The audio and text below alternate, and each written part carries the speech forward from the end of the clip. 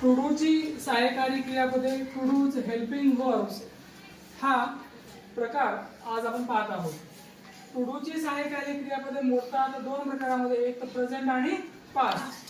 Present tense म्हणजे वर्तमान काळ. वर्तमान काळामध्ये दोन सहाय्यकारी क्रियापद टू डूची, ते म्हणजे डू आणि डज. डू आणि डज हे कधी आणि कसं घ्यायचं? करता आय किंवा आणि क्वेश्चन असेल तर डू म्हणजे I do, they do, people do, boys do, girls do.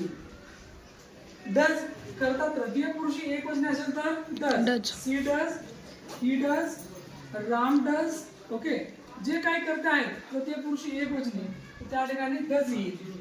त्यानंतर टू आणखी एक सहाय्यकारी क्रियापद आहे ते म्हणजे डीड, पास्ट टेन्स मध्ये. तर डीड केव्हा घ्यायचं?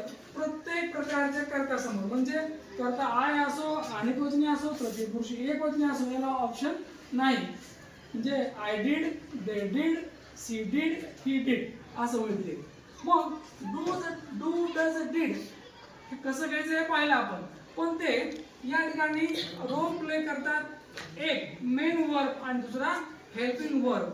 मुळात बघा, डू डज डीड हे जेव्हा वाक्यामध्ये येतात, होकारार्थी वाक्यामध्ये, तेव्हा ते असतात मेन वर्ब. काय असतात ते? Main verb. हा, मग हे हेल्पिंग वर्ब कुठे असतात? तर हे हेल्पिंग वर्ब असतात या ठिकाणी नकारार्थी वाक्यामध्ये, निगेटिव्ह सेंटेन्स मध्ये.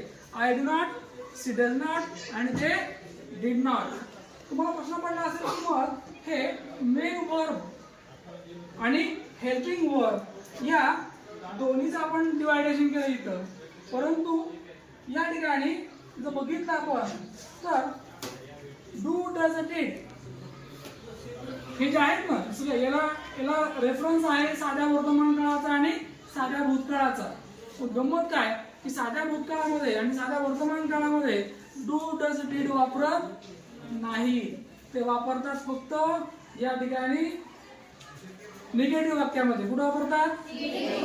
येस, साध्या वर्तमान काळाच्या निगेटिव्ह वाक्यामध्ये आणि साध्या भूतकाळाच्या निगेटिव्ह वाक्यामध्ये. अदरवाईज या ठिकाणी इतर ठिकाणी होकारार्थी वाक्यात ते आले तर ते असतात मेन वर्ब. समजते का?